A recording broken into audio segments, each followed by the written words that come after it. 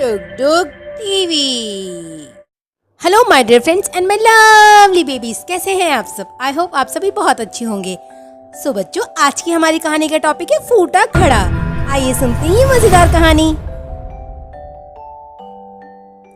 एक छोटा सा गांव था जहां कुछ अलग ही तरह का एक बर्तन रहता था जिसका नाम था फूटा घड़ा। अब फूटा घड़ा आम बर्तन के जैसे तो नहीं था। फूटा घड़ा एक बहुत ही दिलचस्प बर्तन था क्योंकि उसमें एक बड़ी सी दरार थी जो उसके एक कान से होकर दूसरे कान तक नजर आती, जिसको देखकर उसे ऐसा लगता कि वो हंस रहा है। फूटा घड़ा श्रीमती सीमा के प्यारे से बड़े बगीचे में रहता था। श्रीमती सीमा, जिन्हें पेड़ पौधों की देखभाल करने का बड़ा शौक था, वो किसी भी पौधे को बड़ा और मजबूत बना देती। फूटा घड़ा उनके बगीचे में बड़ा ही खुश था क्योंकि वहाँ पर रोज बहुत सारे पक्षी आते, वो उनसे बातें करता। उस बगीचे में रंग बिरंगे फूल और कीड़े थे जिनके साथ वो दिन भर मस्ती किया करता। ऐसे ही उस फूटे घड़े के दिन बीत रहे थे। एक खूबसूरत सा दिन था और फूटा घड़ा धूप में आराम से लेटा हुआ था। तब उसने बाकी बर्तनों की बातें सुनी। अरे ये क्या, बाकी बर्तन तो उसकी चुगली कर रहे थे और वे सब उसका मजाक बना रहे थे। देखो फूटे घड़े को, कितना हिला हुआ है, इतनी बड़ी दरार है इसमें। ऐसे बर्तन का क्या फायदा? पता नहीं क्यों श्रीमती सीमा ने इसे अपने बगीचे में रखा है। ये तो बेकार यहाँ पड़ा रहता है। अरे दोस्तों, मैं तो कहता हूँ हम सबको इसे धक्के मारकर इस बगीचे से भगा देना चाहिए। ये सब सुनकर फूटा घड़ा बड़ा ही भावुक हो गया और रोने लगा।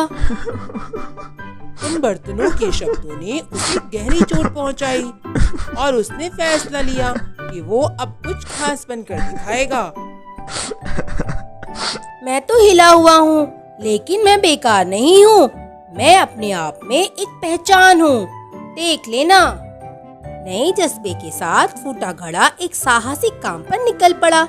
सबसे पहले उसने अपनी दरार में पानी भरना शुरू करा, पर वो सारा पानी बाहर निकल गया। अरे यार, ये तो काम नहीं आया। चलो कुछ बात नहीं, कुछ और ट्राई करते हैं। फिर उसने एक छोटा सा पौधा अपनी दरार में छुपाने की कोशिश की, ये उम्मीद करते हुए कि वो धीरे धीरे बड़ा हो जाएगा, लेकिन पौधा बाहर ही नहीं निकल पाया। वो छोटी सी दरार में जाकर अटक गया। अरे ये भी ठीक नहीं था। अंत में घड़े ने सोचा कि वे चिड़ियों के नहाने का बाथटब बन जाए।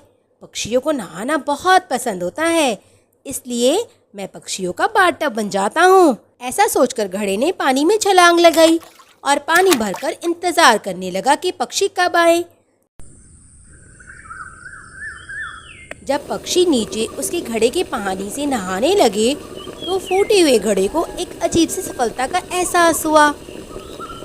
मैं अब फूटा हुआ बर्तन नहीं हूँ, मैं अब चिड़िया का बाथटब बन गया हूँ।